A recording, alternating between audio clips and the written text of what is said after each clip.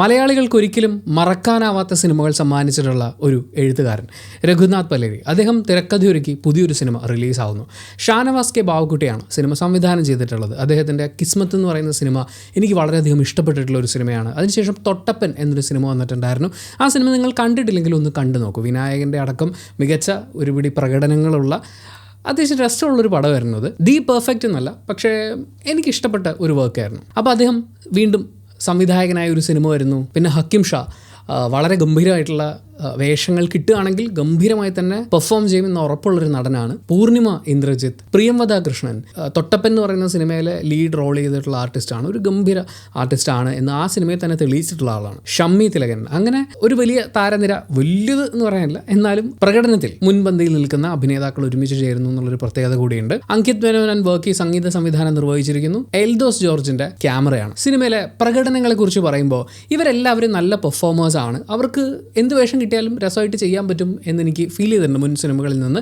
അപ്പോൾ അവരെ അങ്ങനെ ചലഞ്ച് ചെയ്യുന്ന പോലത്തെ വേഷമൊന്നും അല്ലെങ്കിലും കിട്ടിയത് അവർ വൃത്തിയായിട്ട് ചെയ്തിട്ടുണ്ടായിരുന്നു. ക്യാരക്ടറൈസേഷനിലുള്ള കൺഫ്യൂഷൻസ് മാറ്റി നിർത്തി കഴിഞ്ഞാൽ കിട്ടിയ ക്യാരക്ടറിനെ അവർ ചെയ്യാവുന്ന അത്രയും വെടിപ്പായിട്ട് ചെയ്യാൻ ശ്രമിച്ചിട്ടുണ്ട്. പൂർണിമ ഇന്ദ്രജിത്തിൻ്റെ കഥാപാത്രം അത് നന്നായിട്ട് ചെയ്തിട്ടുണ്ട്. പൂർണിമ മോശമാക്കി എന്നല്ല ഞാൻ പറയുന്നത്. ആക്ച്വലി ഇതൊരു കോംപ്ലിമെൻ്റ് ആണ്. Poornima is too young to do that role എന്നെനിക്ക് ഫീൽ ചെയ്തു. അക്കമ്മ എന്ന് വിളിക്കുന്ന ഇത്രയും വലിയൊരു പ്രണയത്തിൻ്റെ നോവുള്ളിൽ കൊണ്ട് നടക്കുന്ന പൂർണിമ ഗംഭീരമായിട്ട് ചെയ്തിട്ടുണ്ട്. മോശമാക്കിയിട്ടുണ്ടെന്നല്ല ഞാൻ പറയുന്നത്. പക്ഷേ കുറേ കൂടി പ്രായമുള്ള ഒരാൾ, ആ കഥാപാത്രത്തിന് കുറേ കൂടി പ്രായമുണ്ടായിരുന്നെങ്കിൽ, ആ കട്ടിലിന് കുറേ കൂടി പ്രായമുണ്ടായിരുന്നെങ്കിൽ കുറേ കൂടി ഗംഭീരമാകുമായിരുന്നു എന്നെനിക്ക് തോന്നി. കാരണം പൂർണിമ ആ ഇട്ടിരിക്കുന്ന കോസ്റ്റ്യൂം മാറ്റി ഈ സിനിമയിലെ നായിക കഥാപാത്രത്തിൻ്റെ, ഇവർ രണ്ടുപേരും തമ്മിൽ ഒരു വലിയ ഏജ് ഡിഫറൻസ്, അമ്മ മകൾ റിലേഷൻഷിപ്പ് പറയാനുള്ളൊരു ഏജ് ഡിഫറൻസ് ഫീൽ ചെയ്യേണ്ടതാണ്. അപ്പോൾ പൂർണിമ ആ വേഷം മാറ്റിയിട്ട് ചുരിദാർ എടുത്തിടുകയാണെങ്കിൽ ആക്ച്വലി ആ പെൺകുട്ടിയുടെ നായികയുടെ റോൾ ചെയ്യാൻ പറ്റും. അപ്പം അവർ ഈ പറയുന്ന കുറച്ച് പ്രായമായിട്ടുള്ള ഒരു പാട്ടി അല്ലെങ്കിൽ ഒരു അക്കമ്മ എന്നൊക്കെ പറയുന്ന അങ്ങനത്തെ ഒരു വേഷം ചെയ്യുമ്പോൾ കുറേ കൂടി ഈ വിസ്മൃതിയിലേക്ക് ആണ്ടുപോകുമായിരുന്ന ഒരു പ്രണയത്തിനെ ഇപ്പോഴും ഉള്ളിൽ കൊണ്ട് നടക്കുന്ന ഒരാൾ എന്നുള്ള രീതിയിൽ കുറച്ചും കൂടി പ്രായമുള്ള ഒരാളാണ് ചെയ്തിരുന്നെങ്കിൽ ആ ക്യാരക്ടർ ഭയങ്കര സ്ട്രോങ് ആൻഡ് ഡെപ്ത് ഉള്ളതായനെ. ആൻഡ് അവരുടെ കഥയിൽ കുറേയും കൂടി കോൺസെൻട്രേറ്റ് ചെയ്യാമായിരുന്നു എന്നെനിക്ക് തോന്നി സിനിമ കണ്ടുകൊണ്ടിരുന്നപ്പോൾ. മ്യൂസിക്കിലേക്ക് വരുമ്പോൾ ഇറ്റ്സ് സോ ഗുഡ് എന്നാണ് എനിക്ക് പറയാൻ തോന്നുന്നത്. ഇതിനകത്ത് തിയേറ്ററിൽ നിന്ന് ഇറങ്ങിയതിന് ശേഷവും നമുക്ക് വീണ്ടും ഒന്ന് കേട്ട് നോക്കണമല്ലോ എന്ന് തോന്നുന്ന ഫീല് ജനിപ്പിച്ച പാട്ടുകളാണുള്ളത്. പ്രത്യേകിച്ച് അതിൽ വളരെ പ്രധാനപ്പെട്ടൊരു പാട്ട് വരുന്നുണ്ട്. അതെന്താണ് എങ്ങനെയാണ് എന്നുള്ളത് ഞാൻ പറയുന്നില്ല. ആ പാട്ട്, ആ ട്രാക്ക് എനിക്ക് ഇഷ്ടപ്പെട്ടു. പലയിടങ്ങളിലും സിനിമ, പ്രത്യേകിച്ച് ഈ പൂർണിമ ഇന്ദ്രജിത്തിൻ്റെ ഒരു സ്റ്റോറിയും കാര്യങ്ങളൊക്കെ വരുമ്പോൾ ആ സീൻസിനെയൊക്കെ ബാക്ക്ഗ്രൗണ്ട് സ്കോർ നന്നായിട്ട് എലിവേറ്റ് ചെയ്യുന്നുണ്ടെന്ന് എനിക്ക് തോന്നി. വിഷ്വൽസിൻ്റെ കാര്യത്തിലേക്ക് വരുമ്പോൾ അവർ ക്യാപ്ചർ ചെയ്തിരിക്കുന്ന വിഷ്വലിൻ്റെ കാര്യമല്ല ഞാൻ പറയുന്നത്, VFXൻ്റെ പരിപാടിയാണ്. ഒരു ഫുട്ബോൾ ഉരുണ്ടു പോകുന്ന ഷോട്ട്, അതൊക്കെ VFX ചെയ്യേണ്ട ആവശ്യമുണ്ടായിരുന്നു എന്നെനിക്ക് തോന്നി. പിന്നെ ഇതിൻ്റെ അകത്ത് വണ്ടി ഇടിച്ച് തെറിച്ച് പോകുന്ന ആളുകൾ, ഒരു സീനിൽ ഞാൻ വളരെയധികം ശ്രദ്ധിച്ചെന്താണെന്ന് വെച്ചാൽ ഇതിലെ വില്ലൻ ക്യാരക്ടറൈസേഷൻ പ്രശ്നം അപ്പോഴും അവിടെ നിൽപ്പുണ്ട്. ഇയാൾ ഒരാളുടെ കൈ ഇങ്ങനെ കുത്തി ചോര വരുത്തുന്നുണ്ട്. അപ്പോൾ ചോര വരുന്ന ഷോട്ട് നമ്മൾ ക്ലോസ് റേഞ്ചിൽ കണ്ടു. പിന്നെ അതിൻ്റെ ഒരു വൈഡ് വെക്കുമ്പോൾ ഇയാളുടെ കയ്യിൽ ഒരു പാട് പോലും ഇല്ല. അങ്ങനത്തെ ഒക്കെ കുറേ കാര്യങ്ങളുണ്ടായിരുന്നു. പിന്നെ ഇവർ ഈ പൊട്ട് തൊടുന്ന ഒരു സീനുണ്ട്. അപ്പോൾ എപ്പോഴും ആ ഷോട്ട് നമ്മൾ കാണുമ്പോൾ മുടി ഇങ്ങനെ നോക്കിയിട്ട് പൊട്ടിങ്ങനെ കറക്റ്റാണോ എന്നുള്ള നോട്ടം നോക്കുന്നത് കാണുന്നുണ്ട്. പക്ഷേ ഫ്രണ്ടിലുള്ളത് ഭിത്തിയാണ്.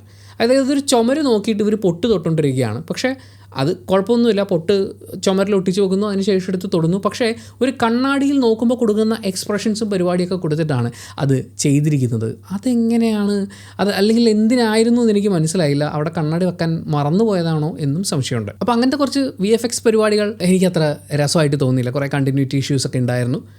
എഡിറ്റിങ്ങിലാണെങ്കിലും ഈ സിനിമയെ ഒരു കൺഫ്യൂഷൻ ഇല്ലാതെ അവതരിപ്പിക്കാൻ സിനിമയ്ക്ക് ഞാൻ എഡിറ്റർ എന്ന് പറയുന്ന ആളെയല്ല പറയുന്നത്, ഇതിൻ്റെ സീക്വൻസുകളൊക്കെ അറേഞ്ച് ചെയ്ത് വെച്ചിരിക്കുന്നതാണ്. അത് സ്ക്രിപ്റ്റ് മുതലേ ശ്രദ്ധിക്കേണ്ടുന്ന കാര്യങ്ങളാണെന്നാണ് എനിക്ക് ഫീൽ ചെയ്യുന്നത്. അപ്പോൾ അങ്ങനെയുള്ള ഈ കട്ട് ചെയ്ത് ഒരുമിപ്പിച്ച് വെക്കലുകൾ വളരെ കൺഫ്യൂഷൻ ഉണ്ടാക്കുന്നതായിരുന്നു.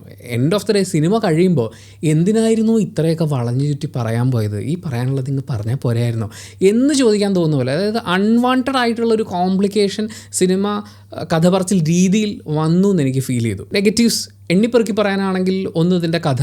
ഇതിലെ ഒരു വളരെ പ്രധാനപ്പെട്ട ട്വിസ്റ്റ് എന്ന് പറയുന്നത് സമീപകാലത്ത് മലയാളത്തിൽ റിലീസായ ഒരു സിനിമയുടെ ആ ഒരു പ്ലോട്ട് ട്വിസ്റ്റ് നമുക്ക് പറയാവുന്ന കാര്യമുണ്ടല്ലോ, അത് അതുപോലെ തന്നെ വന്നിട്ടുണ്ട്. പക്ഷേ അതൊരു വലിയ കല്ലുകടിയായിട്ട് എനിക്ക് ഫീൽ ചെയ്തില്ല. നേരെ മറിച്ച് ആ കോംപ്ലിക്കേഷൻ ഒരു അൺവാണ്ടഡ് എലമെൻ്റായിട്ട് എനിക്ക് തോന്നി. കാരണം ഇവർ ഈ പറയാൻ ശ്രമിക്കുന്ന ഒരു സാധനമുണ്ട് സിനിമയുടെ ക്ലൈമാക്സിൽ. പൂർണിമയുടെ ക്യാരക്ടറായിട്ട് ബന്ധപ്പെട്ട് അവർ പറയാൻ ഉദ്ദേശിച്ചിട്ടുള്ള ഒരു തീമുണ്ട്. ആ തീമിലേക്ക് കൊണ്ടുവരാൻ ഇത്രയൊന്നും ചുറ്റിക്കറങ്ങണ്ടായിരുന്നു എന്നാണ് ഫീൽ ചെയ്തത്. മാത്രമല്ല ഈ ചുറ്റിക്കറങ്ങലുകളിലൊന്നും ഒരു കണക്ഷനും ഫീൽ ചെയ്യുന്നില്ല. ഹ്യൂമർ എന്ന് പറഞ്ഞ് കാണിച്ചു കൂട്ടിയിട്ടുള്ള ഒരു കാര്യത്തിലും എനിക്ക് ഒരു തരത്തിലും ചിരി വന്നിട്ടില്ല. ഒരു സീനുണ്ട്, ജാഫർ ഇടുക്കിയുടെ ഒരു സീനുണ്ട്. അവിടെ പുള്ളി പറയുന്ന ഒരു കൗണ്ടർ, അത് ഗംഭീര കൗണ്ടറായിരുന്നു. ശരിക്കും ആ കൗണ്ടർ തന്നെയാണ് സിനിമയിലെ പല സീക്വൻസുകളും കാണുമ്പോൾ തോന്നിയിട്ടുണ്ടായിരുന്നത്.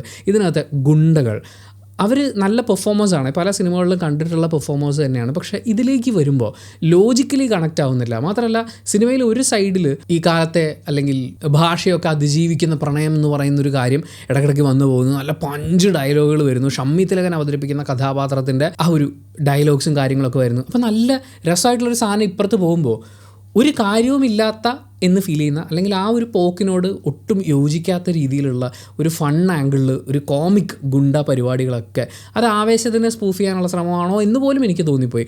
അതങ്ങനെ പോയിക്കൊണ്ടിരിക്കുന്നു. ആൻഡ് അവർ ഇടിക്കാൻ വരുന്ന എന്ത് കാര്യത്തിനാണെന്നൊക്കെ നമുക്ക് ചോദിക്കാൻ തോന്നിപ്പോകുന്ന പോലത്തെയാണ്. ആൻഡ് സിനിമയുടെ തുടക്കത്തിൽ ടൈ കെട്ടിയ കുറേ ഗുണ്ടകളൊക്കെ കാണുന്നുണ്ട്. വണ്ടി ഇടിക്കപ്പെട്ട് കാലൊടിഞ്ഞതിന് ശേഷവും ടൈയും കെട്ടി പാൻറ്റും ഇട്ട് തല്ലാൻ വന്ന ഗുണ്ടയെ ആലോചിച്ചപ്പോൾ എനിക്ക് റെസ്പെക്റ്റാണ് തോന്നിയത്. അങ്ങനത്തെ ഒരുപാട് മിസ്സിങ് ഇഷ്യൂസ്, അല്ലെങ്കിൽ എന്തായി കാണിച്ചുകൊണ്ടിരിക്കുന്നത്, അല്ലെങ്കിൽ എന്തിനാണ് ഇങ്ങനെ സമയം കളയുന്നത് എന്ന് ഫീൽ ചെയ്യിപ്പിച്ച കുറേ അധികം കാര്യങ്ങൾ ഫസ്റ്റ് ഹാഫിലുണ്ടായിരുന്നു. പിന്നെ ഈ കോംപ്ലിക്കേറ്റ് ചെയ്ത് കൊണ്ടുപോയിട്ട് ലാസ്റ്റ് ഒരു വലിയ ട്വിസ്റ്റ് വെളിപ്പെടുത്തുന്നത് പോലെയൊക്കെ കാണിക്കുന്ന പല കാര്യങ്ങളും എനിക്ക് അങ്ങോട്ട് സെറ്റായില്ല. ഇമോഷണലി യാതൊരു തരത്തിലും കണക്റ്റ് ആയിട്ടുണ്ടായിരുന്നില്ല.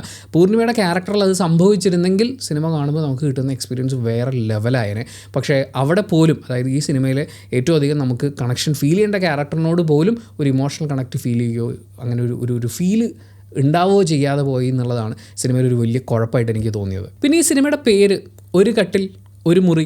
അപ്പോൾ കട്ടിൽ വളരെ ഇമ്പോർട്ടൻ്റ് ആണല്ലോ. പക്ഷേ ആ കട്ടിലിനെ കുറിച്ച് വേറെ ഒന്നും പറയാനില്ല. ആകെ ഒരു കുഞ്ഞു കാര്യമുള്ളൂ. അത് തന്നെ 2 പ്രാവശ്യമായി 3 പ്രാവശ്യമായി ഇതിങ്ങനെ പറഞ്ഞുകൊണ്ടിരിക്കുകയാണ് റിപ്പീറ്റഡ്ലി. ആ കട്ടിൽ അവർക്ക് എത്ര പ്രിയപ്പെട്ടതാണ് എന്നുള്ളത് അതുമായി ബന്ധപ്പെട്ട് നിൽക്കുന്ന വ്യക്തിയോടുകൂടി ചേർന്നിട്ടാണ്. പക്ഷേ വ്യക്തിയുടെ കുറച്ച് ഡീറ്റെയിൽസും പക്ഷേ കട്ടിലിങ്ങനെ ആവർത്തിച്ച് പറയുകയും ചെയ്യുന്നത് അത്ര വേണ്ടായിരുന്നു എന്നൊക്കെ എനിക്ക് തോന്നി. നമുക്ക് മനസ്സിലായി, നമ്മൾ പലപ്പോഴും ഈ അടുത്ത ദിവസങ്ങളിൽ കണ്ടിട്ടുള്ള പല സിനിമകളിലും ഞങ്ങൾക്ക് മനസ്സിലായി, നിങ്ങൾ അടുത്ത പരിപാടി പറ, അടുത്ത ട്വിസ്റ്റ് എന്താണെന്ന് പറ എന്ന് പറയാൻ തോന്നിപ്പിക്കുന്നത് പോലെ ആയിരുന്നു. ഈ സിനിമയുടെ കാര്യത്തിലല്ല, ഈ അടുത്ത് വന്ന ഒരുപാട് സിനിമകളിൽ അങ്ങനെയുണ്ട്. അത് വീണ്ടും ഇട്ട് പറഞ്ഞ് സിനിമയുടെ ലെങ്ത് കൂട്ടി നമ്മളെ തിയേറ്ററിലിരുത്തി മുഷിപ്പിച്ച് ഒരു പക്ഷേ ഇഷ്ടപ്പെട്ടേക്കുമായിരുന്ന ഒരു അനുഭവത്തിനെ ഒരു ആവറേജ് എന്നുള്ള അവസ്ഥയിലേക്ക് കൊണ്ടെത്തിക്കുന്നത് ഇങ്ങനെയുള്ള കുറച്ച് നീട്ടിപ്പരത്തലുകളാണെന്ന് തോന്നുന്നു. എനിവേ, എന്നെ സംബന്ധിച്ച് അൺവാണ്ടഡ്ലി കോംപ്ലിക്കേറ്റഡ് ആക്കിയ without any emotional connection just കണ്ടിരുന്ന ഒരു ആവറേജ് അനുഭവമോ അല്ലെങ്കിൽ അതിൻ്റെ തൊട്ട് താഴെ നിൽക്കുന്ന ഒരു തിയേറ്റർ എക്സ്പീരിയൻസ് ആണ് ഒരു കട്ടിലൊരു മുറി എന്ന സിനിമയിൽ നിന്ന് കിട്ടിയത്. പക്ഷേ അത് എൻ്റെ മാത്രം ഒപ്പീനിയൻ ആയിരിക്കാം. സിനിമ ഓരോരുത്തർക്കും ഡിഫറെൻറ്റ് എക്സ്പീരിയൻസ് ആണ്. അപ്പോൾ നിങ്ങളുടെ അഭിപ്രായം എന്താണ് എന്നുള്ളത് കമൻറ്റ് ബോക്സിൽ രേഖപ്പെടുത്തുക. കമൻറ്റ് ബോക്സും കൂടി വായിച്ചതിന് ശേഷം സിനിമയ്ക്ക് പോകണോ വേണ്ടയോ തീരുമാനിക്കുന്ന ആളുകളുണ്ട്. അവർക്കതൊരു വലിയ സഹായമായിരിക്കും. അപ്പോൾ thank you so much. Video ഇഷ്ടപ്പെട്ടാൽ ലൈക്ക് ചെയ്യുക, കമൻറ്റ് ചെയ്യുക, ഷെയർ ചെയ്യുക, സബ്സ്ക്രൈബ് ചെയ്യുന്ന കാര്യം പരിഗണിക്കുക.